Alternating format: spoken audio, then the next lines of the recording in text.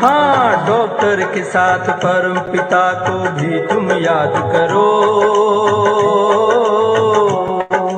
Doctor के साथ परम पिता को भी तुम याद करो। दुख दर्द के पिंजरे से अब खुद को आजाद करो। दुख दर्द के पिंजरे से अब खुद को आजाद करो। डॉक्टर के साथ परम पिता को भी तुम याद करो। दुख दर्द के पिंजरे से अब खुद को आजाद करो।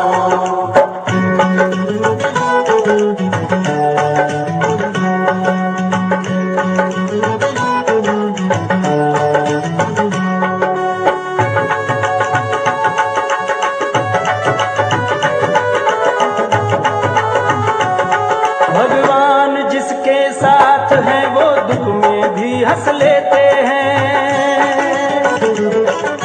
कैसी भी बीमारी को हंसते हंसते सह लेते हैं।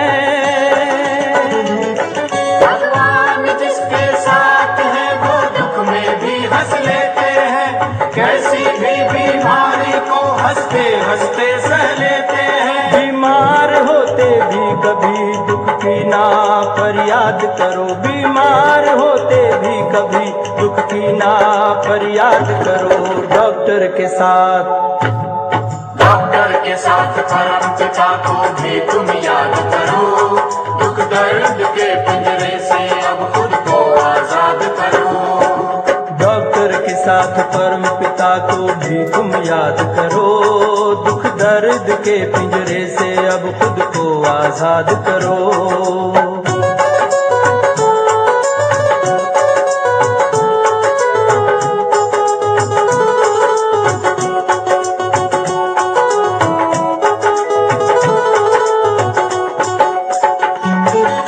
अच्छा बनने की आशा का दीप जलाते जाओ।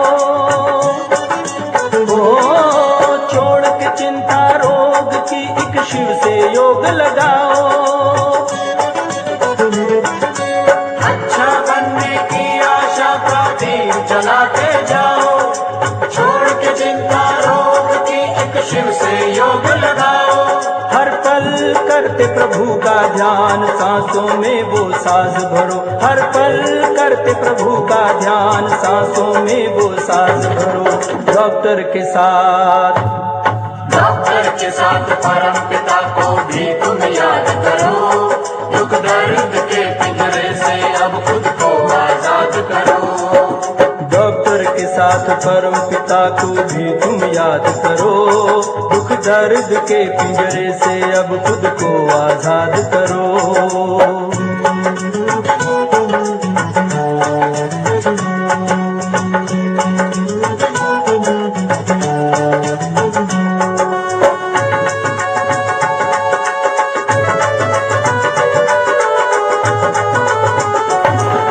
डॉक्टर भी कहते हम केवल इलाज करते हैं। ओ सफलता पाने के लिए ईश्वर को याद करते हैं। डॉक्टर भी कहते हम केवल इलाज करते हैं। सफलता पाने के लिए ईश्वर को याद करते हैं। आप भी उनसे शक्ति ले जीवन आबाद करो। आप भी उनसे शक्ति ले जीवन आबाद करो। डॉक्टर के साथ परम पिता को भी तुम याद करो। दुख दर्द के पिंजरे से अब खुद को आजाद करो। डॉक्टर के साथ परम पिता को भी तुम याद करो। दुख दर्द के पिंजरे से अब खुद को आजाद करो। दुख दर्द के पिंजरे से अब खुद को आजाद करो। डॉक्टर के साथ परम पिता को भी तुम याद करो।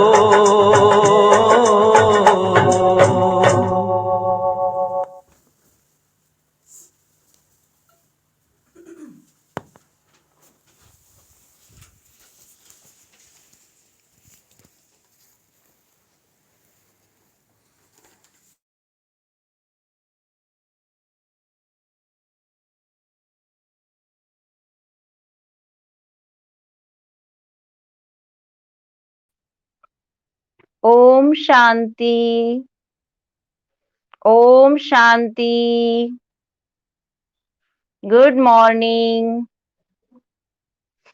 आज बाबा के 19 तारीख के साकार मधुर महावाक्य सुनेंगे।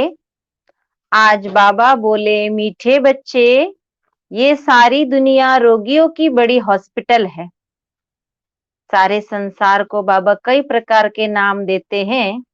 आज बाबा कह रहे ये सारी संसार रोगियों की बड़ी हॉस्पिटल है और बाबा आए हैं सारी दुनिया को निरोगी बनाने।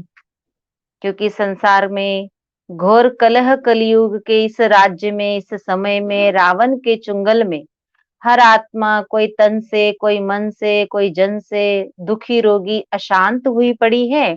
इसलिए बाबा कह रहे सारा संसार ऐसा एक भी नहीं जो ये कहे कि हम निरोगी हैं। तो ये संसार कैसा बन पड़ा है? बहुत बड़ी रोगियों की हॉस्पिटल है। तो यहाँ बाबा आए हैं जो डॉक्टरों का भी डॉक्टर है, परम वैद्य है। परमात्मा हमें निरोगी बनाने के लिए धरती पर आए हैं।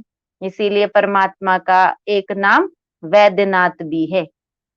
प्रश्न है, कौन सी स्मृति रहे तो कभी भी मुरझाइश व दुख की लहर आ नहीं सकती?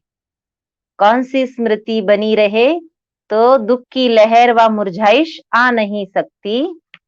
उत्तर, अभी हम इस पुरानी दुनिया, पुराने शरीर को छोड़ घर जाएंगे। अभी हम इस पुरानी दुनिया और पुराने घर को छोड़ अपने घर जाएंगे, नई दुनिया में पुनर्जन्म लेंगे। हम अभी राजयोग सीख रहे हैं राजाई में जाने के लिए।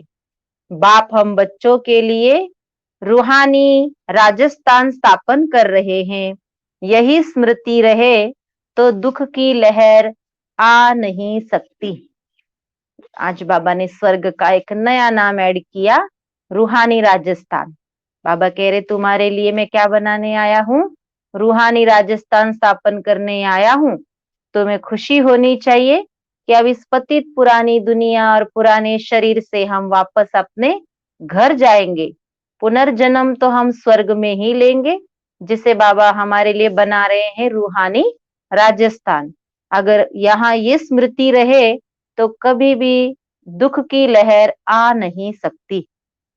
गीत बजा, तुम ही हो माता पिता, तुम ही हो बंधु सखा, तुम ही हो। ओम शांति।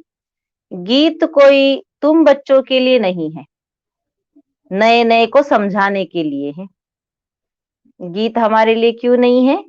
क्योंकि जो ज्ञान को समझे हुए हैं उन्होंने तो परमात्मा को प्रैक्टिकल में अपने माता पिता बनाया हुआ है।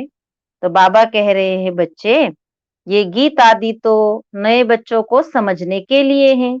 ऐसे भी नहीं कि यहाँ सब समझदार ही है, नहीं, बेसमझ को समझदार बनाया जाता है।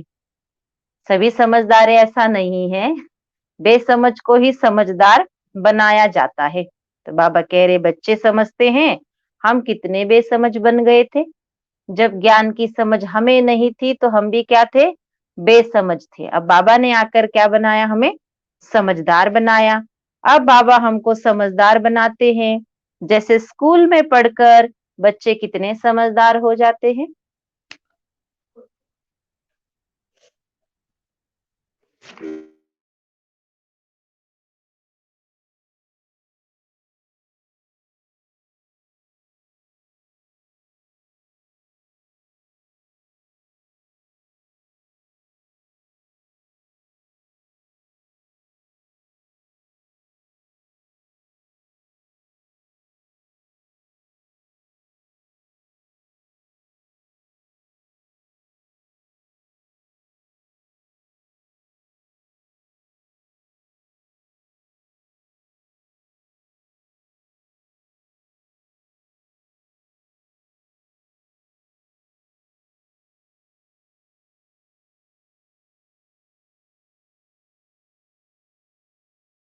जैसे स्कूल में पढ़कर बच्चे कितना समझदार बन जाते हैं। पहले तो बच्चे बेसमझी वाली बातें करते, लेकिन जब उन्हें दीन दुनिया की नॉलेज हो जाती है, स्कूल में पढ़ लेते हैं, तो कितने समझदारी वाली बातें करते हैं। तो हर एक अपनी अपनी समझ से बैरिस्टर, इंजीनियर आदि बनते हैं। ये तो आत्मा को समझदार बनाना है। पढ़ती भी आत्मा है शरीर द्वारा, परंतु बाहर में जो भी शिक्षा मिलती है वो अल्पकाल के लिए शरीर निर्वाह अर्थ है ना। भले कोई कन्वर्ट भी करते हैं, हिंदुओं को क्रिश्चियन बना देते, किस लिए? थोड़ा सुख पाने के लिए। क्योंकि हिंदू अगर क्रिश्चियन में कन्वर्ट हो जाते हैं तो उनको प्रलोभन दिए जाते हैं कि आप अगर धर्म अपनाएंगे, धर्म परिवर्तन करेंगे तो हम आपको नौकरी रखेंगे, आपके बाल बच्चों को अच्छे स्कूल में पढ़ाएंगे। इस प्रकार से कई बातें होती है। तो बाबा कह रहे बच्चे, थोड़ा सुख पाने के लिए, पैसे नौकरी सहज मिलने के लिए, अपना जीवन व्यापन यानी आजीविका के लिए, अब तुम बच्चे जानते हो हमको पहले तो आत्म अभिमानी बनना पड़े। यह है मुख्य बात, क्योंकि यह है रोगी दुनिया।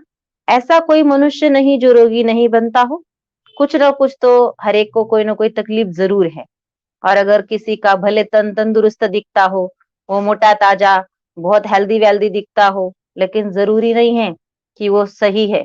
उसके मानसिक संतुलन बिगड़े मिलेंगे। इसलिए बाबा कह रहे हैं ऐसा कोई भी नहीं जो अपने आप को कहे कि मैं मन से, तन से, हर प्रकार से बहुत ठीक हूँ, निरोगी हूँ। कोई को कहेंगे आप तो लगते हो हष्ट पुष्ट, अच्छे लग रहे हो। कहता है मेरे मन से पूछो ना मैं कितना दुखी रोगी हूँ। उसका मन दुखी रोगी है। कोई मन से नहीं है तो तन से है, कोई जन से है, कोई संबंधों से है, कोई व्यक्ति, विशेषताओं के कारण, कोई बीमारी के चलते, कोई बिजनेस के चलते, हर प्रकार के दुख और रोगों और शोक से मनुष्य का जीवन भरा हुआ है। तो बाबा कह रहे बच्चे कुछ ना कुछ तो किसी न किसी को जरूर है। ये सारी दुनिया ही बाबा ने कह दिया बहुत बड़े ते बड़े हॉस्पिटल है, जिसमें सब मनुष्य पतित रोगी है। आयु भी बहुत कम होती है, अचानक मृत्यु को पा लेते हैं। कलयुगी दुनिया में अकाले मृत्यु का तो जैसे सीजन है, तो आयु बहुत कम कम है, जिसके कारण क्या होता है, तो जल्दी जल्दी मृत्यु होती है, काल के चंबे में आ जाते हैं। ये भी तुम बच्चे जानते हो। तुम बच्चे सिर्फ भारत की ही नहीं, सारे विश्व की सर्विस करते हो गुप्त रीति। मूल बात है बाप को नहीं जानते, मनुष्य होकर पारलौकिक बाप को नहीं जानते, उनसे प्यार नहीं रखते। अब बाबा कहते हैं मेरे साथ प्यार रखो। मेरे साथ प्यार रखते रखते तुमको मेरे साथ वापिस भी चलना है। जब तक वापिस चलो तब तक इस छीछी दुनिया में तो रहना पड़ेगा ना। जब तक ट्रेन ना आ जाए तब तक स्टेशन की गंदगी में वहां पर बदबू में खड़ा रहना पड़ता है। जब तक बस न आ जाए, बस का टाइम ना हो जाए चलने का, तब तक स्टॉप पे रहना पड़ता है। ऐसे बाबा कह रहे इस पति छीछी दुनिया में थोड़ा समय है, तुम्हें रहना पड़ेगा दुख रोग शोक के साथ। लेकिन बस सदैव याद रखो कुछ समय की बात है, हम वापस अपने घर जा रहे हैं। पहले पहले तो देही अभिमान देहभान है, सो देही अभिमानी बनो, तब तुम धारणा कर सकते हो, बाप को याद कर सकते हो। अगर देही अभिमानी नहीं बनते तो कोई काम के नहीं। अगर देह भान में ही रहते हैं तो देह दुनिया में ही बुद्धि का भटकाव और लटकाव रहेगा। इसके लिए बाबा कह रहे बच्चे तुम क्या करो, देही अभिमानी बनो। तुम समझते भी हो कि हम आत्म अभिमानी नहीं बनते, बाप को याद नहीं करते तो हम वही है जो पहले थे। क्योंकि यहाँ का मूल पॉइंट तो बाबा ने यही समझाया कि देह और दुनिया को भूलकर अपने को आत्मा समझो और मुझ आत्मा के पिता परम पिता को याद करो, तो तुम्हारा बदलाव सुधार होगा। तुम दुखों से छूटकर मेरे साथ चलने की तैयारी करो। बाबा कह रहे अगर अभी भी याद नहीं करते हो, मुझे प्यार नहीं करते हो, स्मृति में नहीं रहते हो, तो इसका मतलब जैसे पहले थे वैसे ही हो। मूल बात है देही अभिमानी बनने की, न कि रचना को जानने की। गाया भी जाता है रचता और रचना का ज्ञान है ना, ऐसे नहीं पहले रचता फिर रचना का ज्ञान कहेंगे। पहले रचता वही बाप है, कहा भी जाता है गॉड फादर। वह आकर तुम बच्चों को आप समान बनाते। बाप तो सदैव आत्म अभिमानी ही है, इसीलिए वो सुप्रीम है। शिव बाबा देह भान में ही नहीं आते, देह के विकारों में नहीं आते, जन्म मरण रहित है, इसीलिए वो है परम पिता परमात्मा, ऊंचे ते ऊंचा सुप्रीम फादर। बाप कहते मैं आत्म अभिमानी हूँ, जिसमें प्रवेश किया उनको भी आत्म अभिमानी बनाता हूँ। इनमें प्रवेश करता हूँ, इनको कन्वर्ट करने के, क्योंकि ये भी देहाभिमान में थे ना, इनको भी कहता हूँ कि अपने को आत्मा समझ मुझे यथार्थ रीति याद करो। बाबा कह रहे बच्चे जिसमें प्रवेश करता हूँ उनको भी सबसे पहले मूल बात यही शिक्षा सावधानी देता हूँ कि देह का भान छोड़ो, लौकिक के जितने भी देह के संबंध पदार्थों में तुम्हारी बुद्धि है सबसे बुद्धियों घटाओ, जो कि गीता में भी वर्णित है कि हे अर्जुन, देह सहित देह के सर्व संबंधों को भूलकर मामेकम शरणम व्रज, सर्व को छोड़ तू मेरी शरण में आ जाओ। यही शिव बाबा ने आकर पहला ऑर्डर ब्रह्मा को दिया। बाबा कह रहे बच्चे इनको भी यही याद कराता हूँ। ऐसे बहुत मनुष्य हैं जो समझते हैं कि आत्मा अलग है, जीव अलग है। आत्मा देह से निकल जाती है तो दो चीज हुई ना। बाबा समझाते हैं पर तुम कौन हो? तुम आत्मा हो। आत्मा ही पुनर्जन्म लेती है, आत्मा ही शरीर लेकर पार्ट भी बजाती है। बाबा बार बार समझाते हैं अपने को आत्मा समझो। इसमें बड़ी मेहनत चाहिए। जैसे स्टूडेंट पढ़ने के लिए एकांत में बगीचे में जाकर पढ़ते हैं, पादरी लोग भी घूमने जाते हैं तो एकदम शांत रहते हैं, मना अपने अपने उसके लिए पुरुषार्थ के लिए कैसे न कैसे सभी पुरुषार्थ करते हैं। अगर बच्चे को पढ़ने की लगन है तो अपना पर्सनल स्टडी रूम बनाएगा, नहीं भी होगा तो एकांत ढूंढेगा और वहां वो पढ़ेगा। जिसको भजन कीर्तन या पूजा पाठ की लगन होगी वो किसी भी प्रकार से अपना एकांत ढूंढ के माला जाप ये वगैरह करेगा, क्योंकि लगन की बात है। तो बाबा कह रहे बच्चे जैसे पादरी लोग घूमने जाते हैं तो शांत रहते हैं, वो कोई आत्म अभिमानी नहीं रहते, क्राइस्ट की याद में रहते हैं। घर में रहकर भी याद कर सकते हैं, परंतु खास एकांत में जाते हैं क्राइस्ट को याद करने और कोई तरफ देखने भी। जो अच्छे अच्छे होते हैं समझते हैं क्या कि हम क्राइस्ट को याद करते करते हम क्राइस्ट के पास ही चले जाएंगे। क्राइस्ट कहाँ है? तो कहते क्राइस्ट तो हेवन में बैठे हैं, तो हमें हेवन जाना है, हम हेवन में चले जाएंगे। ये भी समझते हैं क्राइस्ट हेवनली गॉड फादर के पास गया, हम भी याद करते करते हेवनली गॉड फादर के पास चले जाएंगे। सब क्रिश्चियन उस एक के बच्चे ठहरे, उसमें कुछ ज्ञान ठीक है, क्योंकि क्राइस्ट की आत्मा तो ऊपर गई नहीं, क्राइस्ट नाम तो शरीर का है ना, जिसको फांसी पर चढ़ाया, आत्मा तो फांसी पर नहीं चढ़ सकती। अब क्राइस्ट की आत्मा गॉड गॉड फादर के पास गई, ये कहना तो रॉन्ग हो जाएगा, क्योंकि क्राइस्ट की आत्मा तो पुनर्जन्म में यही पर आती है ना। ऐसे गॉड फादर के पास या हेवन में जाकर तो नहीं बैठ जाएंगी। बाबा कह रहे वापिस तो कोई जाएंगे नहीं। कैसे जाएंगे? हर एक को स्थापना फिर पालना जरूर करनी होती है। मकान को उताई आदि कराई जाती है, ये पालना है ना। मकान बनाया तो ये नहीं कि एक साल में बनाया दूसरे साल में तोड़ के दूसरा बना लिया। एक साल बनाया तो 1 से 5 साल तक वो ठीक रहता है, उसके बाद कुछ कुछ कमियां होती है जिसको ठीक कराना पड़ता है, और बेहद पुराना होने पर ही वो दूसरा बनाया जाता है। ऐसे बाबा कह रहे बच्चे ऐसे नहीं कि एक बार धर्म स्थापन किया और धर्म स्थापक चले जाएंगे, धर्म स्थापन करने के बाद पालना करने भी तो आना है ना। अब बेहद के बाप को तुम याद करो, क्योंकि यह नॉलेज बेहद का बाप ही तो देते हैं।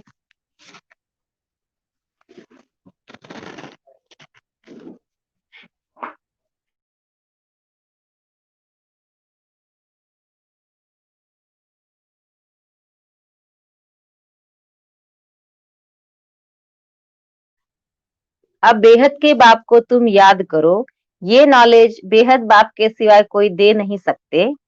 अपना ही कल्याण करना है। एक बाबा ही है जो बेहद की नॉलेज देने वाला है, क्योंकि इससे पहले हमने सुना ना कि स्कूल में बच्चा समझदार हो जाता है, लेकिन वो है हद की नॉलेज। बाप आकर सुप्रीम फादर आकर हमें बेहद की नॉलेज देते हैं। हद की नॉलेज तो सबको मिलती है, यथाशक्ति यथा योग्य सब जान लेते हैं दुनिया में, लेकिन जो बाबा हमें आदि मध्य अंत की नॉलेज सुनाते वो सबको नहीं है। तो बाबा कह रहे ये नॉलेज बेहद के बाप के सिवाय कोई दे न सके, अपना ही कल्याण करना है। यहाँ बाबा कह रहे हम आए ही है स्व कल्याण के लिए। स्व कल्याण और स्व परिवर्तन हो जाएगा तो विश्व का कल्याण और विश्व का परिवर्तन सहज संभव है। रोगी से निरोगी बनना है। ये रोगियों की बड़ी हॉस्पिटल है, सारी विश्व रोगियों की हॉस्पिटल है।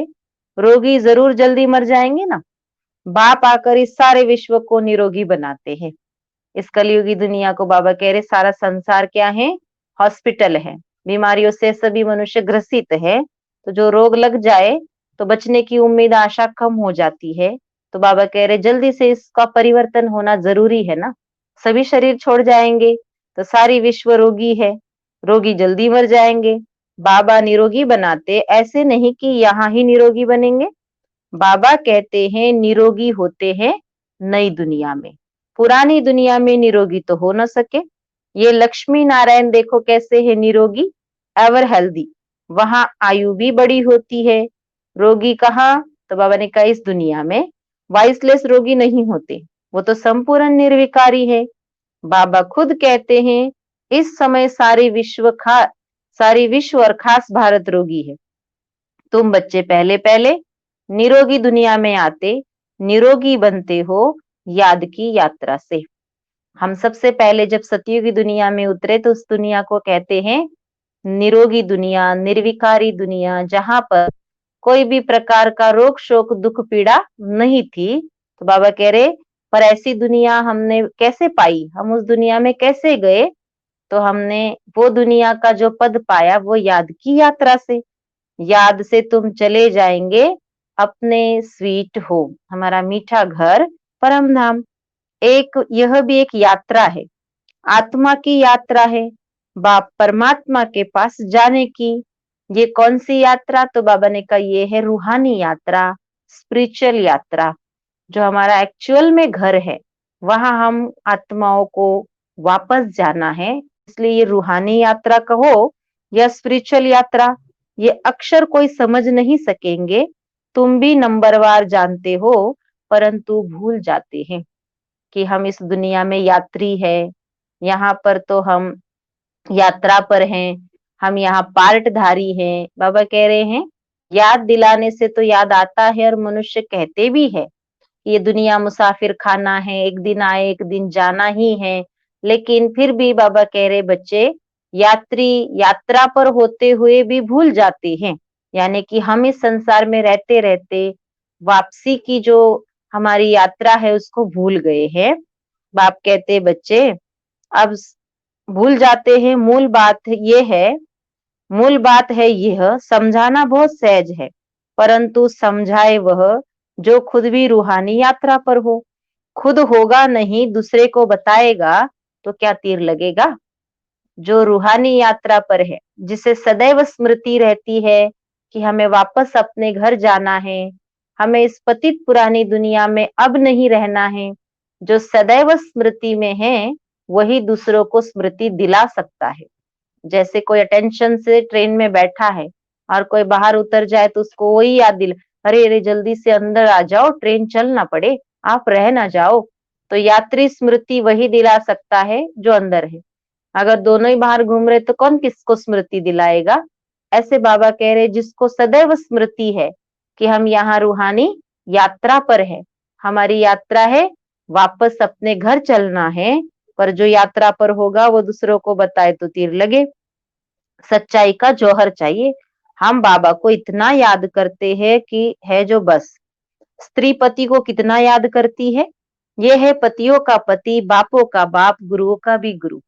दुनिया में अगर लौकिक रिश्ते नातों में सबसे श्रेष्ठ पत्नी अपने पति को मानती, कहती पति परमेश्वर है, उसके बाद सब कोई। तो बाबा कह रहे हैं वो उसको याद करती है। लेकिन ये कौन मिला है हमें, पतियों का पति, बापों का बाप, गुरुओं का भी गुरु। बाबा कह रहे गुरु लोग भी उस बाप को ही याद करते हैं। क्राइस्ट भी बाप को याद करते थे परंतु उनको कोई जानते नहीं। बाप जब आए तब अपनी पहचान देवे। भारतवासियों को भी बाप का पता नहीं है तो औरों को कहाँ से मिल सकता है। विलायत से भी यहाँ आते हैं योग सीखने के लिए, समझते हैं प्राचीन योग भगवान ने सिखाया, ये है भावना। बाबा समझाते हैं सच्चा सच्चा योग तो मैं कल्प कल्प आकर सिखलाता हूँ एक ही बार। मुख्य बात है अपने को आत्मा समझ बाप को याद करो, इसको ही रूहानी योग कहा जाता है। सबसे प्राचीन जो योग है वो है राजयोग, और राजयोग यही है कि हमने अपने पिता को जाना और पिता की प्रॉपर्टी को जानकर पिता से योग किया।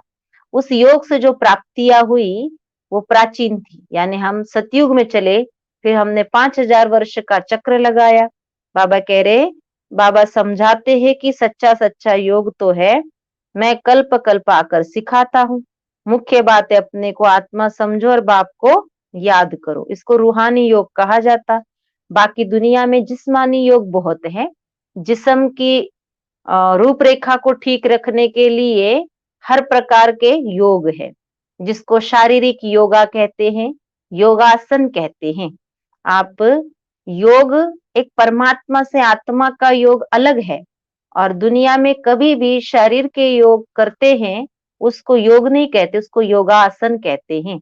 माना एक प्रकार से किसी आसन पर बुद्धि का योग लगाना योगासन है, पर परमात्मा आकर हमें राजयोग सिखाते हैं कि आत्मा का परमात्मा से कनेक्शन कहो, मिलन कहो या जोड़ कहो। बाप समझा रहे बच्चे, मैं आता हूँ राजयोग सिखलाने, बाकी जिस्मानी योग सिखलाने के लिए तो बहुत आए ना। ब्रह्म से योग रखते हैं वो भी बाप तो नहीं है, वो तो महतत्व है, रहने का स्थान है। तो राइट, एक बाप है, एक बाप को सत्य कहा जाता है। ये भी भारतवासियों को पता नहीं बाप सत्य कैसे हैं। वही सचखंड की स्थापना करते हैं। सचखंड और झूठखंड, तुम जब सचखंड में रहते हो तो वहां क्या है, तो बाबा ने कहा वहां सचखंड में रावण राज्य ही नहीं होता। आधा कल्प बाद रावण राज्य झूठखंड शुरू होता है। सचखंड पूरा सतयुग को कहेंगे, झूठखंड पूरा कलयुग का अंत। अभी हम कहाँ हैं, तो बाबा ने कहा हम है संगम पर, ना हम सचखंड में ना हम झूठखंड में, हम अभी कहाँ संगम पर बैठे हैं, ना इधर हो ना उधर हो, तो कहाँ हो, बॉर्डर पे हो। तुम ट्रैवल यात्रा कर रहे हो, आत्मा यात्रा कर रही है, शरीर नहीं। बाप आकर के रूहानी यात्रा, रूह को यात्रा करना सिखाते, यहाँ से वहां जाना तुमको ये सिखलाते। वो लोग फिर स्टार मून आदि तरफ जाने की ट्रैवल करते हैं। वो यात्रा कौन सी, अंतरिक्ष की यात्रा, आकाश की ओर यात्रा, चांद की ओर यात्रा, अंतरिक्ष की ओर यात्रा। बाबा कह रहे हैं बच्चे, ये यात्रा है वो दुनिया में सीखी और सिखलाई जाती है। यहाँ बाबा कौन सी यात्रा सिखा रहे हैं, वापस अपने घर चलने की। बाबा कह रहे भी तुम जानते हो दुनिया की उन यात्राओं से कोई फायदा नहीं, इन चीजों से तो सारा विनाश होना है। जो दुनिया की यात्राएं हैं, जो दुनिया की खोज है, उन सब चीजों से तो विनाश होना है। बाकी जो भी इतनी मेहनत करते हैं सब व्यर्थ है। खोज करते हैं, समुद्र में जा रहे हैं, अंदर ही अंदर खोजे कर रहे हैं, इसी रीति से अंतरिक्ष में जा रहे हैं, मंगल ग्रह पे जा रहे हैं। बाबा कह रहे बच्चे उनसे सब तो विनाश होना है। ये सब चीजें जो साइंस से बनती है वो भविष्य में तुम्हारे काम आएगी। किस काम आएगी,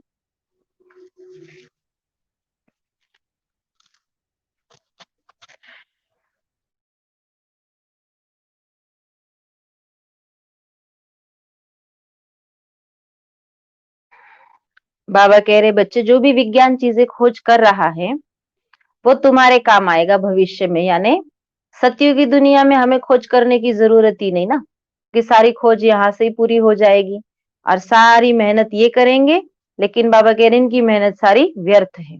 और वो सब चीजें साइंस से बनती भविष्य में हमारे काम आएगी। ये ड्रामा बना हुआ है। बेहद का बाप आकर पढ़ाते हैं तो कितना रिगार्ड रखना चाहिए। दुनिया में स्कूल में जब गुरु होते थे, जो हमें गुरुकुल में शिक्षाएं मिलती थी, वहां भी गुरुओं का बहुत सम्मान, रिगार्ड, आदर रखा जाता था। इसी रीति से स्कूल में टीचर का भी बहुत रिगार्ड, सम्मान, आदर रखते हैं। घर में भी कोई बड़ा हमें बहुत अच्छी शिक्षा सावधानी देने वाला, उनका भी हम आदर करते हैं, रिगार्ड रखते हैं। लेकिन ये तो टीचर से भी ऊंचा टीचर, परम सतगुरु, परम टीचर मिला है, बापों का बाप मिला है, पतियों का पति मिला है। तो ऐसे बाप का, ऐसे पढ़ाने वाले का कितना हमें रिगार्ड रखना चाहिए। टीचर का वैसे भी बहुत रिगार्ड होता है। टीचर फरमान करते हैं, अच्छी रीति पढ़कर पास हो जाओ। अगर फरमान को नहीं मानेंगे तो नापास हो जाएंगे। टीचर का फरमान जारी है। जैसे दुनिया में राजाएं फरमान करते थे कि पूरे राज्य में मुरादी करवा दी जाए कि तुम ये करो नहीं तो ये हो जाएगा, राजा उसका ये कर देगा, तो वो सबको मानना पड़ता था। लेकिन यहाँ बाबा कह रहे बच्चे, इस टीचर का तो एक ही फरमान है, अच्छी रीति पढ़ाई पढ़ो और पास हो जाओ। अगर नहीं पढ़ोगे तो फेल हो जाओगे। अच्छी रीति पढ़ना है, अगर नहीं फरमान मानेंगे तो नापास। बाबा भी कहते तुमको पढ़ाते हैं विश्व का मालिक बनाने। ये लक्ष्मी नारायण मालिक है, भल प्रजा भी मालिक है, परंतु दर्जे तो बहुत है ना। भारतवासी भी सब कहते हम मालिक है, गरीब भी भारत का मालिक अपने को समझेगा।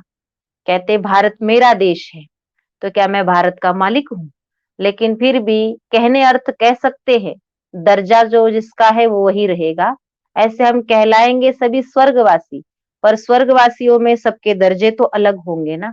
जो लक्ष्मी नारायण का पद है, जो उनके प्रिंस प्रिंसेस का पद है, जो उनकी रॉयल फैमिली का पद है, वो प्रजा का तो नहीं होगा ना।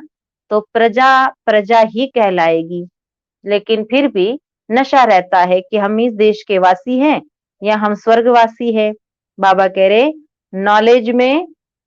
नॉलेज से मर्तबे का फर्क हो जाता है। जैसे कोई कहता है मैं गवर्नमेंट सर्वेंट हूँ, गवर्नमेंट में सेवा देता हूँ, पर गवर्नमेंट में कौन सी सेवा देते हो? झाड़ू लगाना भी गवर्नमेंट सर्वेंट कहलाता है, नाली साफ करने वाले को भी गवर्नमेंट सर्वेंट कहलाते हैं, और एक श्रेष्ठ पद पे बैठकर सिर्फ साइन करना है, फाइलें साइन करनी है, उसको भी गवर्नमेंट सर्वेंट कहते हैं। तो गवर्नमेंट सर्विस करना बड़ी बात नहीं, उसमें पद पोजीशन क्या है वो मायने रखता है। तो ऐसे बाबा कह रहे बच्चे, कहते हैं गरीब भी भारत का मालिक समझेगा, परंतु नॉलेज से मर्तबे में फर्क हो जाएगा। नॉलेज में भी होशियारी चाहिए, पवित्रता भी जरूरी है, तो हेल्थ वेल्थ भी चाहिए। स्वर्ग में सब है ना। बाप एम ऑब्जेक्ट समझाते हैं, दुनिया में और कोई की बुद्धि में यह एम ऑब्जेक्ट होगी नहीं। तुम फट से कहेंगे हम यह बनते हैं। क्या है हमारा एम ऑब्जेक्ट? नर से श्री नारायण और नारी से श्री लक्ष्मी पद को पाना, गुणवान धनवान चरित्रवान जीवन जीना, यही हमारा लक्ष्य है, जिसके लिए संगम युग पर हम परमात्मा से ये पढ़ाई पढ़ रहे हैं। तो एम ऑब्जेक्ट है, तुम फट से कहेंगे सारे विश्व में हमारी राजधानी होगी। ये तो अभी पंचायती राज्य है, कोई कुछ कहता है कोई कुछ कहता है, तो यहाँ बाबा कह रहे सब क्या है? पंचायती राज्य है। पांचों तरफ से अलग अलग प्रकार की बातें आती है, फिर सोचना पड़ता है कि आखिर किस बात पे हाँ करे और किस बात पे ना करे। और अगर एक की माने दो की ना माने तो और ही यहाँ पर परपंच हो जाते, इसलिए इसको कहा जाता है पंचायती राज्य है। बाबा कह रहे बच्चे, पहले थे डबल ताजधारी, फिर एक ताज, अभी नो ताज। अब तो हम क्या बन गए? मोहताज बन गए, हमारे सिर पे कोई ताज नहीं और हम मोह के वशीभूत हो गए हैं। तो बाबा समझाते बच्चे, पहले तो ताज डबल थे। बाबा ने मुरली में कहा था, ये भी चित्र हो कि डबल सिरताज राजाओं के आगे सिंगल ताज वाले माथा कैसे झुकाते, ऐसा चित्र होना चाहिए कि देवी देवताएं जो डबल ताजधारी है, उनके आगे सिंगल ताज वाले यानी द्वापर के राजाएं महाराजाएं कैसे सिर झुकाते हैं। क्योंकि वो राजा महाराजा भी अपने घरों में, अपने राज्य में, मंदिरों में पूजा करे दिखाए हैं ना। तो डबल ताज वालों के आगे सिंगल ताज वाले कैसे माथा झुकाते हैं, ऐसा चित्र बनाओ। अब बाबा कहते हैं मैं तुमको राजाओं का राजा डबल सिरताज बनाता हूँ। शिव बाबा हमें कितना ऊंचा पद देने आए हैं, राजाओं का राजा डबल सिरताज। वो अल्पकाल के लिए, ये 21 जन्मों की बात है। पहली मुख्य बात है पावन बनने की। भले हमें बाबा श्रेष्ठ पद के लिए चुना है, पर पुरुषार्थ पहले। तो बाबा कह रहे उसके लिए तुम्हें पुरुषार्थ करना, पहली मुख्य बात तो ये है पावन बनना है। क्योंकि बुलाते हो ना कि पतित पावन आओ, आकर हमको पावन बनाओ। ऐसे नहीं कहते राजा बनाओ। किस लिए पुकारा? विकारों से छुड़ाओ, पावन बनाओ, इसलिए बुलाया है। तो तुम बच्चों को, अभी तुम बच्चों का है बेहद का सन्यास। इस दुनिया से है, इस दुनिया से ही चले जाएंगे अपने घर। एक होता है हद का सन्यास, जो दिन दुनिया में रहते हुए घर गृहस्थ को छोड़ जंगल में चले जाना। कुछ गिनी चुनी चीजों से बुद्धि का योग हटा लेते हैं, फिर भी वो पूरी तरह से नहीं हटता, उसे कहते हद का सन्यास। पर बाबा आकर के हमें सिखा रहे हैं बेहद का सन्यास, जिससे हम अपने घर चले जाएंगे। फिर घर से कहाँ आएंगे? अपने स्वर्ग में, यानी हेवन आएंगे। अंदर में खुशी रहनी चाहिए, जबकि समझते हैं हम घर जाएंगे फिर अपनी राजाई में आएंगे। फिर मुरझा इस दुख आदि ये सब क्यों होना चाहिए? हम आत्मा घर जाएगी, पुनर्जन्म नई दुनिया मिलेगी। तो बाबा कह रहे इस दुनिया में कोई दुख मुरझाइश नहीं होनी चाहिए। मुरझाइश और दुख उसकी होती है जिसको अपने दुखों का अंत ही न पता हो, वो ज्यादा दुखी होता है। पर हमारे लिए तो दुख हरता सुख करता धरती पर आकर हमें फिर से वापस ले जा रहे हैं, हमें पापों से छुड़ाकर पावन बना रहे हैं। तो फिर हमारे जीवन में अब कोई दुख या मुरझाइश तो नहीं होनी चाहिए। बाबा कह रहे हम आत्मा घर जा रही है, फिर पुनर्जन्म नई दुनिया में लेगी। बच्चों को स्थायी खुशी क्यों नहीं रहती है? ये बाबा का कहना है कि मैं आप लोगों को आया, समझाया, शिक्षा सावधानी दी, वापस ले जाने की गारंटी भी ले रहा हूँ, फिर भी तुमको एक रस खुशी क्यों नहीं रहती? कभी तो कहते बस कलयुग की दुनिया में थोड़े दिन है, बाबा लेने आए हैं तो खुश रहते हैं। कभी कहते पता नहीं इस दुनिया का विनाश कब होगा और कब हम इस दुखों से छूटेंगे। तो अप डाउन जो स्थिति होती है, बाबा उसके लिए कह रहे हैं कि क्यों तुम्हें मुझे विश्वास नहीं है मुझ पर कि मैं तुम्हें लेने आया हूँ, मैं तुम्हें नई दुनिया में लेकर जाऊंगा, इस दुखों की दुनिया से छुड़ाने आया हूँ। जब बाबा कह रहे बच्चे अगर खुशी रहे स्थायी एक रस, तो निश्चय है तब खुशी रहेगी। फिर बाबा ने कहा खुशी क्यों नहीं रहती? माया का अपोजिशन बहुत है, इसीलिए खुशी कम हो जाती है। उसका कारण क्या है? पतित पुरानी दुनिया में हम रह रहे हैं, यहाँ दुखों का वातावरण अति तेजी से बढ़ता जा रहा है। दुख की हवाएं, रोग शोक की पीड़ाएं मन को टिस पहुंचाती है, इसीलिए बार बार खुशी गुम हो जाती है। बाबा कह रहे बच्चे क्यों खुशी गुम होती है? क्योंकि माया का अपोजिशन खुशी कम कर देता है। पतित पावन खुद कहते मुझे याद करो तो तुम्हारे जन्म जन्मांतर के पाप कटेंगे। तुम स्वदर्शन चक्रधारी बनते हो, जानते हो फिर हम अपने राजस्थान में चले जाएंगे। हमारा कौन सा राजस्थान? दैवी राजस्थान, रूहानी राजस्थान, राजाओं और महाराजाओं का स्थान, वो राजस्थान माना स्वर्ग। वैसे तो यहाँ दुनिया में भी भारत के एक राज्य है राजस्थान, लेकिन बाबा कह रहे मैं उस राजस्थान की बात कर रहा हूँ। बाप समझाते हैं बच्चे स्वर्ग के मालिक बन जाओगे। क्रिश्चियन लोग हेवन का अर्थ नहीं समझते हैं, वो मुक्ति धाम को हेवन कह देते। ऐसे नहीं कि हेवनली गॉड फादर कोई हेवन में रहते हैं, वो तो रहते शांति धाम में। कहते हम हेवन में चले जाएंगे जहाँ हेवन का बाप यानी कि गॉड फादर रहता। बाबा कह रहे मैं स्वर्ग नहीं रहता, मेरा घर तो शांति धाम है। अभी तुम पुरुषार्थ करते हो पैराडाइज में जाने का, ये फर्क बताना है। गॉड फादर है मुक्ति धाम में रहने वाला, हेवन नई दुनिया को कहा जाता है। फादर ही आकर हेवन, पैराडाइज, स्वर्ग, वैकुंठ, बहिष्ठ स्थापन करते हैं। तुम जिसको शांति धाम कहते हो उनको वो लोग हेवन समझते हैं। शांति धाम अलग चीज है और स्वर्ग अलग चीज है, यह सब समझने की बातें हैं। बाबा कहते हैं नॉलेज तो बहुत सहज है, यह है पवित्र बनने की नॉलेज, मुक्ति जीवन मुक्ति में जाने की नॉलेज, जो बाप ही दे सकते हैं। दुनिया में डॉक्टर, टीचर, इंजीनियर, बैरिस्टर बनने की नॉलेज मनुष्य को सुना सकते हैं। कोई पंडित बना सकता है, कोई महर्षि, कोई महामंडलेश्वर, पीठाधीश्वर बन सकते हैं। लेकिन बाबा कह रहे जो नॉलेज परमात्मा आकर सिखाते हैं वो दुनिया में कोई भी किसी को नहीं सुना सकते। पवित्र बनने की नॉलेज, मुक्ति जीवन मुक्ति में जाने की नॉलेज। जब किसी को फांसी दी जाती है तो अंदर में यही रहता है, हम भगवान के पास जाते हैं। फांसी देने वाले भी कहते हैं अपने परमात्मा को, अपने गॉड को, अपने भगवान को, जिसको भी तुम मानते हो उनको याद करो। गॉड को जानते दोनों नहीं, उनको तो उस समय मित्र संबंधी ही याद पड़ते होंगे।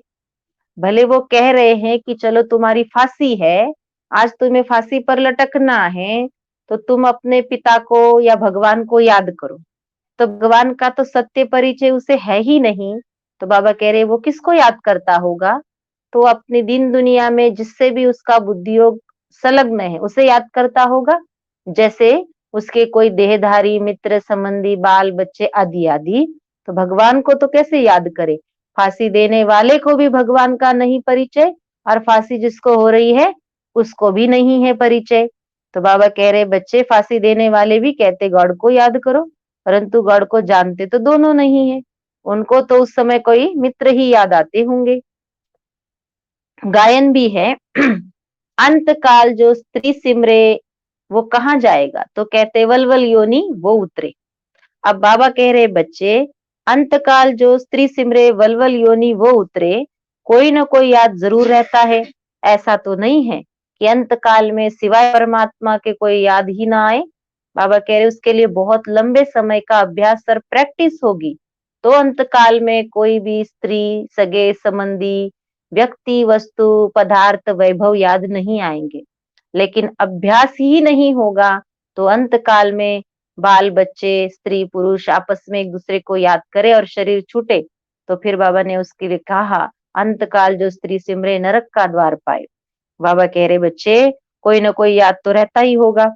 सतयुग में है ही मोहजित रहते, वहां जानते हैं एक खाल छोड़ दूसरी लेंगे, वहां याद करने की तो कोई दरकार ही नहीं।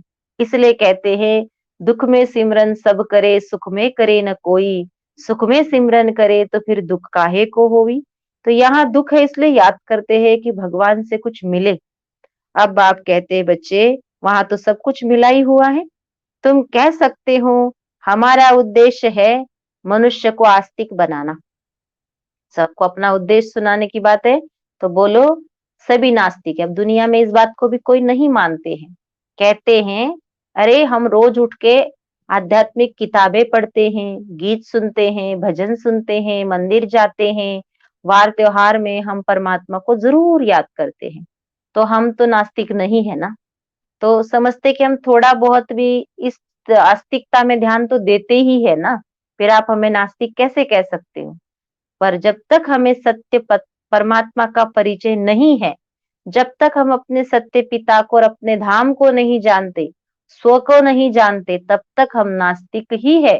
क्योंकि आस्था किसमें रखना है, वास्तविकता क्या है, इससे जो परे है वो नास्तिक है।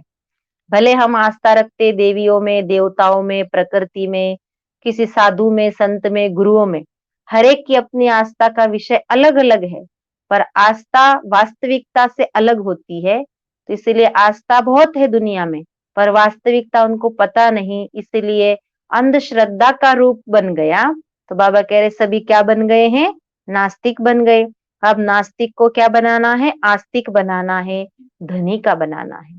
क्योंकि कोई भी मनुष्य के सर पे वारी नहीं रहा, कोई धनी धोरी नहीं रहा, अभी सब निधन के हैं। हम धन का बनते हैं, यानी कि हमको तो अपने पिता का, माता का परिचय हो गया। जैसे दुनिया में भी जिसको माता पिता का डर ना हो, भय ना हो, खौफ ना हो, क्योंकि वो उनके सिर पे ही नहीं है, तो मनमानी करते हैं। और फिर दूसरे लोग कहते हैं कि इनके सिर पे कोई है ही नहीं, तो ये तो ऐसे ही चलेंगे। ऐसे पूरे संसार का मालिक कहो, पूरे संसार का पिता कहो, उसका वास्तविक परिचय किसी पे भी नहीं है, इसलिए सब मनमानी कर रहे हैं। क्योंकि सभी क्या बन गए? निधन के बन गए हैं, नास्तिक बन गए हैं। हमारा उद्देश्य है सबको धनी का परिचय देना, आस्तिक बनाना। हम धन का बनते हैं, सुख शांति संपत्ति का वर्षा देने वाला बाप ही है। इन लक्ष्मी नारायण की कितनी बड़ी आयु थी, ये भी जानते हैं भारतवासी की। पहले पहले आयु बहुत बड़ी रहती थी, अब तो आयु छोटी है, क्यों छोटी हुई ये कोई नहीं जानते। तुम्हारे लिए तो सहज हो गया है, समझना और समझाना सो भी नंबरवार है। जब स्वर्ग में मनुष्य की आयु 150 साल 125 साल तक मनुष्य जीते थे, देवात्माओं के देह की आयु। अब तो अकाली मृत्यु, अचानक कुछ भी हो सकता है। तो बाबा कह रहे वहां इतना लंबा काल जो जीवन चलता था वो क्यों? क्योंकि वहां पे कोई भी दुख रोग शोक पीड़ा नहीं थी। उसी आराम से शरीर में आत्मा विचरण करती, अपना पाठ पूरा करती और फिर छोड़ती। यहाँ पर तो आते ही देह से जैसे चिपक जाते हैं, मोही इतने हो जाते हैं, और अचानक शरीर छोड़ दे तो दूसरा उसके पीछे डिप्रेशन में ही चला जाता है। तो बाबा कह रहे यहाँ पर विकारों की अति ने सबकी उम्र घटा दी, और जन्म तो ज्यादा है, समय कम है। इसीलिए तुम्हारे लिए बाबा कह रहे समझाना बहुत सहज है, लेकिन कैसे समझाते हैं सभी? नंबरवार। समझानी हर एक की अपनी अपनी है, जो जैसी धारण करते हैं ऐसे समझाते हैं। ज्ञान तो सर्वश्रेष्ठ है, ऊंचे ते ऊंचा है, सुप्रीम है, पावरफुल है। अब हर एक की अपनी लेने की मत, और उसको धारणा करने की, और फिर उसको दूसरों को समझाने की रीत भीत अलग अलग है। इसलिए बाबा कह रहे सब समझाते हैं नंबरवार। बाबा समझाते हैं हमें नंबर 1 की लिस्ट की बातें, लेकिन जो धारणा में लाने वाले हैं वो सब समझने में नंबरवार हो जाते हैं। इसीलिए नंबर 1 में और नंबरवार में अंतर है। पद भी इसी कारण नंबर 1 और नंबरवार हो गया, क्योंकि बातों को समझने का सबका अपना अपना बुद्धि है। तो बाबा कह रहे जैसे धारणा करेंगे, मान लो कि जो ब्रह्मा बाबा है, ब्रह्मा बाबा ने परमात्मा की श्रीमत को 100% 100% माना, तो समझानी भी 100% वाली दी। लेकिन उसके नीचे वालों ने वो समझानी अपने जीवन में अमल में नहीं लाई, तो उन्होंने समझाने में थोड़ी कटौती कर दी, कि उसको कह दिया दूसरों को ऐसे नहीं, हम ऐसे भी कर सकते हैं। तो चॉइस हो गई। जबकि शिव बाबा की श्रीमत में ब्रह्मा ने कोई चॉइस ही नहीं रखी। जो शिव बाबा ने कह दिया वो ब्रह्मा बाबा ने अपने जीवन में 100% अपनाया, चाहे वो फिर कोई भी श्रीमत हो, कोई भी ऑर्डर हो। उसके बाद वाले नंबरवार बने और ब्रह्मा नंबर 1 में चले गए। उसका भी कारण है, क्योंकि सबने श्रीमत को अपने हिसाब अनुसार लगाया, कि नहीं इतना नहीं हो सकता, हम इतना भी कर सकते हैं। हम ऐसे नहीं तो हम ऐसे भी चल सकते हैं, बने रहेंगे, सब कुछ करना जरूरी भी नहीं है। ऐसे अनेकों प्रकार के कारण महाराजा, राजा, फिर रॉयल फैमिली, प्रिंस प्रिंसेस, और बाद में फिर प्रजा, नौकर चाकर, दास दासी, अनेकों प्रकार के बच्चे बाबा के बनते चले जा रहे। इसलिए बाबा कह रहे जो जैसी धारणा करता है वो दूसरों को वैसा ही समझाता है। ये बहुत बड़ी बात है, कि जैसे किसी की धारणा 20% है तो समझाएगा कितनी, और किसी की 30% है तो समझाएगा कैसे। इसीलिए बाबा कहता है किसी को मत देखो सिवाय ब्रह्मा के। जिसकी 100% धारणा है उनको देखो, उनको फॉलो करो। अच्छा, मीठे मीठे सिकिलधे बच्चों प्रति मात पिता बाप दादा का याद प्यार और गुड मॉर्निंग। रूहानी बाप की रूहानी बच्चों को नमस्ते। हम रूहानी बच्चों की रूहानी बाप दादा को याद प्यार, गुड मॉर्निंग और नमस्ते बाबा।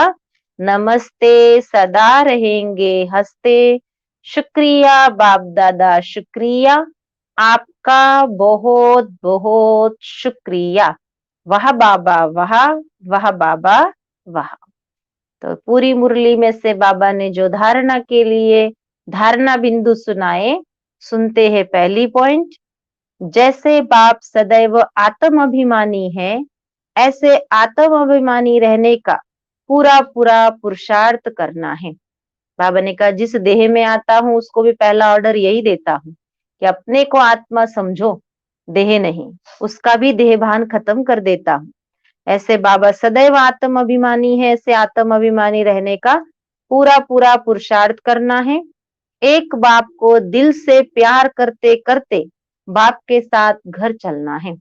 उससे लव बढ़ाना है, उससे प्रीत बढ़ानी है, क्योंकि उन्हीं के साथ हमें वापस अपने घर चलना है। दूसरी पॉइंट, बेहद के बाप का पूरा पूरा रिगार्ड रखना है, अर्थात बाप के फरमान पे चलना है। रिगार्ड का मतलब ये नहीं कि कोई व्यक्ति हमारे सामने आए तो हम उसे दंडवत प्रणाम करें, उसकी देख रेख करे, उसका रिगार्ड रखे, उसको चाय पानी पूछे, उसे भोजन पानी पूछे, वो अलग प्रकार का रिगार्ड है। पर वो कोई ऑर्डर दे या वो कोई कमी छोड़ने के लिए बोले तो हमसे वो ना हो, तो फिर वो रिगार्ड कोई काम का नहीं है। वो तो ऊपरी दिखावा है कि हम आपका रिगार्ड करते हैं। रिगार्ड अलग होता है, हम आपका सम्मान करते हैं। घर में आए का हर व्यक्ति का सम्मान होता है, चाहे वो दुश्मन ही क्यों ना हो। लेकिन बाबा कह रहा है, बच्चे मैं वो वाला रिगार्ड नहीं चाहता, मैं चाहता हूं मेरा कहना मानो। और मेरा एक ही कहना है, अच्छी रीति पढ़ो और सतयुग में चलो। तो बेहद के बाप का पूरा पूरा पूरा पूरा रिगार्ड रखना है, अर्थात बाप के फरमान पर चलना है। बाप का पहला फरमान है, बच्चे अच्छी रीति पढ़कर पास हो जाओ, इस फरमान को पालन करना है। बाबा का सबसे ये श्रेष्ठ फरमान है कि सतयुग में चलने के लिए अच्छे से पढ़ाई पढ़ो और स्वर्ग चलो। वरदान, सेंस और सेंस के बैलेंस द्वारा अपनेपन को स्वाहा करने वाले विश्व परिवर्तक भव। सेंस और इसेंस के बैलेंस द्वारा अपनेपन को स्वाहा करने वाले विश्व परिवर्तक भव। विस्तार, सेंस अर्थात ज्ञान की पॉइंट, समझ और इसेंस अर्थात सर्वशक्ति स्वरूप। सेंस और इसेंस की बात बाबा ने समझा रहे हैं। सेंस कहते हैं ना, इतना तो सेंस होना चाहिए, इतनी तो समझ होनी चाहिए। तो सेंस अर्थात ज्ञान की पॉइंट, समझ, और इसेंस अर्थात सर्वशक्ति, स्मृति और समर्थ स्वरूप। इन दोनों का बैलेंस हो तो अपनापन व पुरानापन स्वाहा हो जाएगा। हर सेकंड, हर संकल्प, हर बोल और हर कर्म विश्व परिवर्तन की सेवा प्रति स्वाहा होने से विश्व परिवर्तक स्वतः ही बन जाएंगे। जब सेंस और इसेंस का बैलेंस हो जाएगा, सेंस माना ज्ञान की समझ, ज्ञान के पॉइंट की समझ गहराई से आएगी तो हमारे में ज्ञान की शक्ति आ जाएगी, इसेंस आ जाएगा, सार स्वरूप बोलने लग जाएंगे।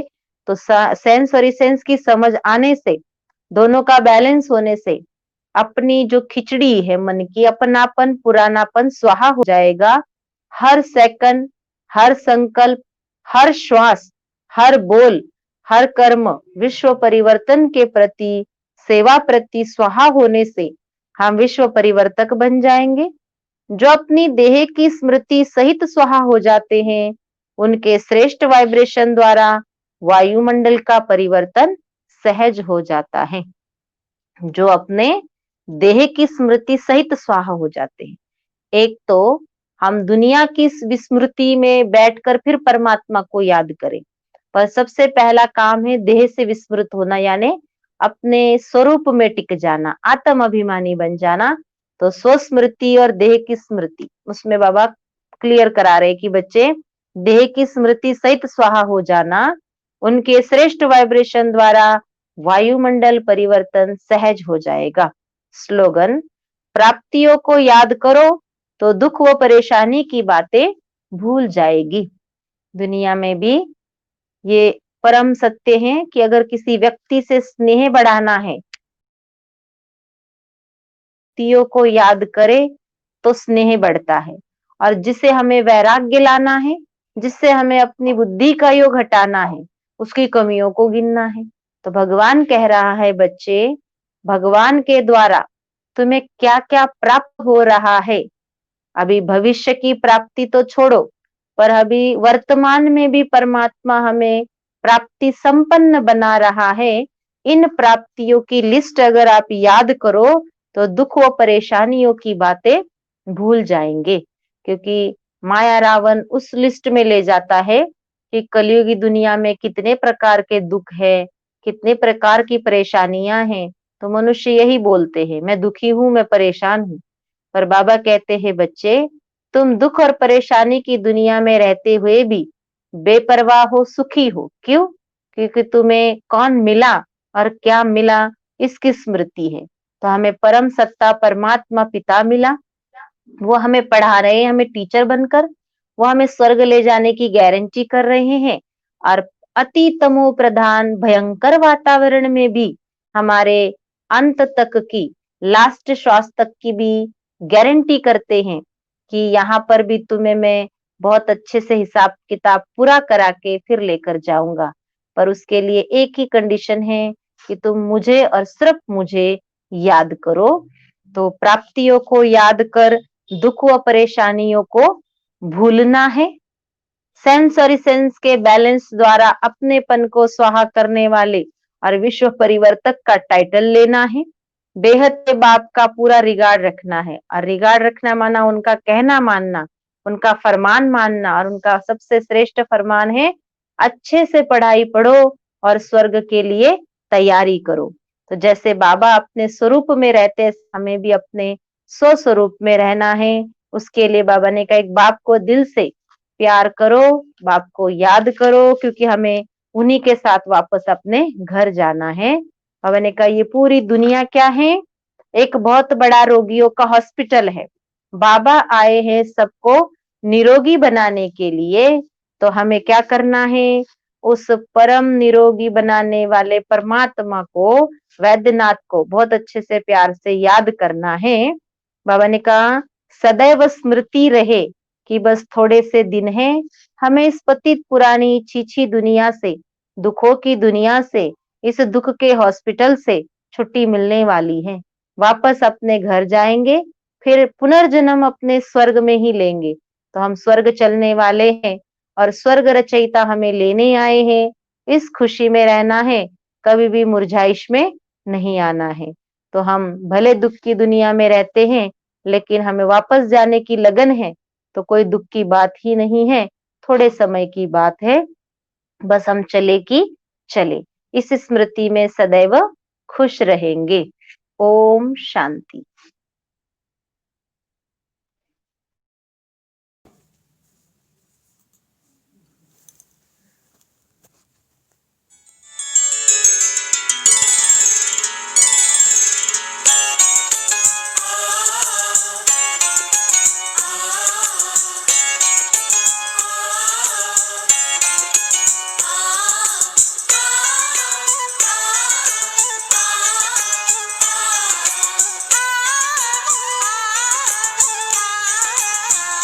स्वागतम शुभ स्वागतम मंगलमय शुभ स्वागतम स्वागतम शुभ स्वागतम मंगलमय शुभ स्वागतम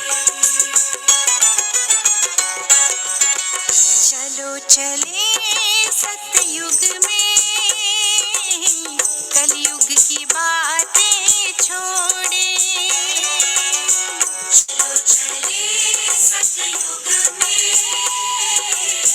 कलयुग की बातें छोड़े वो देखी स्वर्णिम सुबह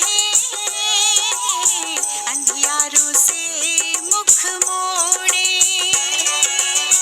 वो देखी स्वर्णिम सुबह अंधियारों से मुख मोड़े Let's enter golden age स्वर्णिम युग में करे प्रवेश Let's enter golden age स्वर्णिम युग में करे प्रवेश Let's enter golden age स्वर्णिम युग में करे प्रवेश चलो चले सतयुग में कलयुग की बातें छोड़े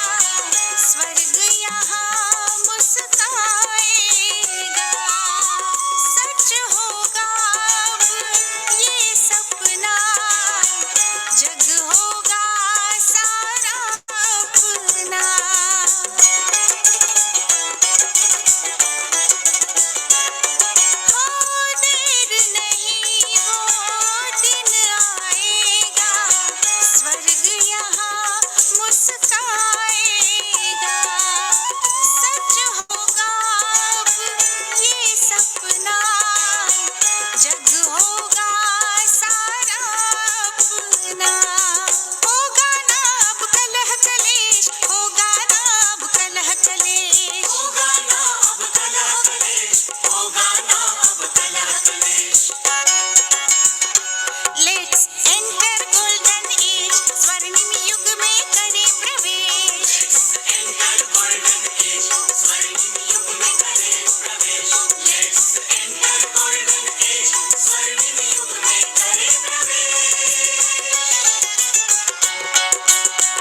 चलो चले सतयुग में,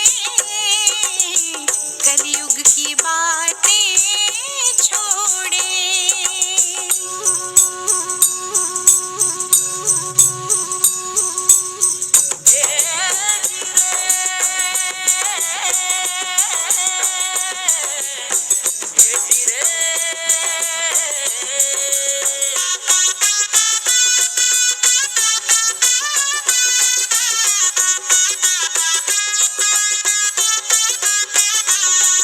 चलो चले सतयुग में,